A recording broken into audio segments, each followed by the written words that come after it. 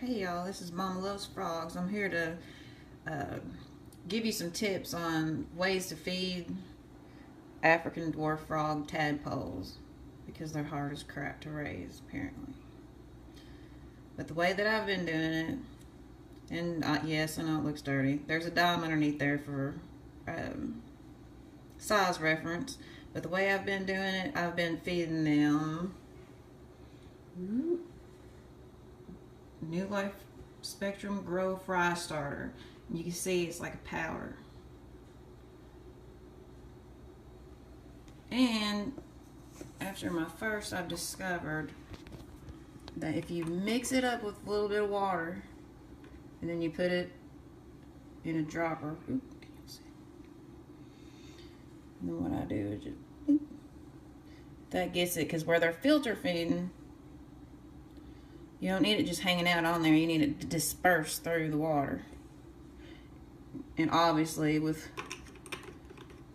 water quality concerns, as bad as mine looks,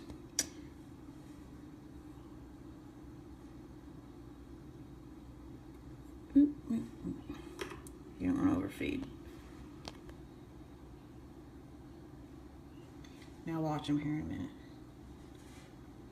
Interesting little tidbit. Whenever you see them jut forward really quick, that's actually them eating, because where they filter feed and the force of the suction whenever they bring it in propels them forward. So whenever you see them sitting there going whoop, whoop, whoop forward, they're actually eating.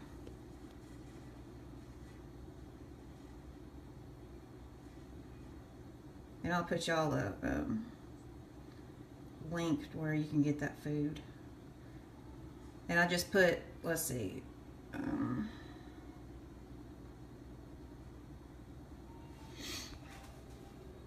about yay much water with about a fingernail, like a cut fingernail, like not big long fingernails, but like a cut fingernail of the powder spooned out and mixed in there.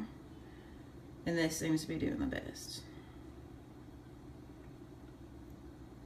Now, you see the brown on the bottom?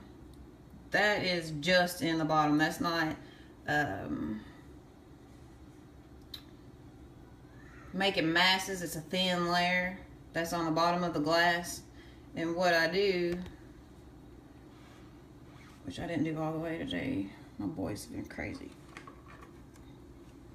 And I'll show you this later on too. But I take a brush, regular old, and I'll use that and I'll gently, ever so gently, drag that across the bottom. Which I need to feed them over. Oh, we get music for it.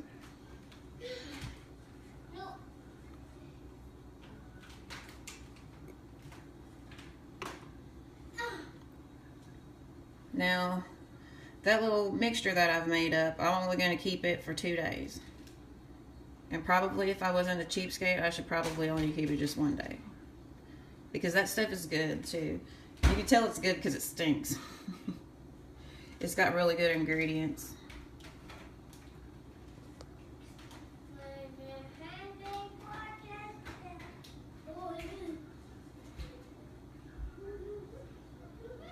That's one little tip.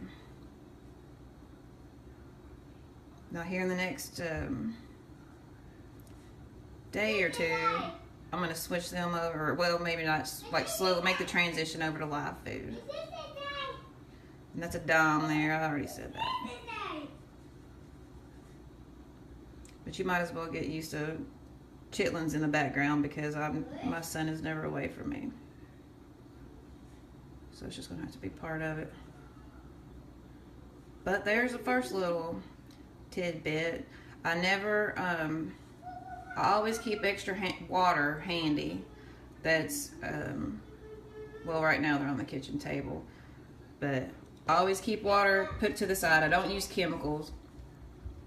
Actually use, from the very beginning, whenever I just took water out of the the parent's frog tank, and I used that to put water in this tank. That way it would have the same water temperature, same water quality, everything like that. And then for the first few times where the adults can handle the water change, I just use water from the adults' tanks, and I use that to slowly put into the tadpole tank. That way I know it's the same temperature, the same water quality.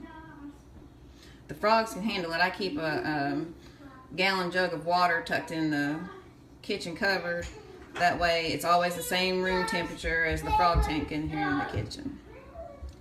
And then it naturally gets rid of the chlorine because it's been sitting there.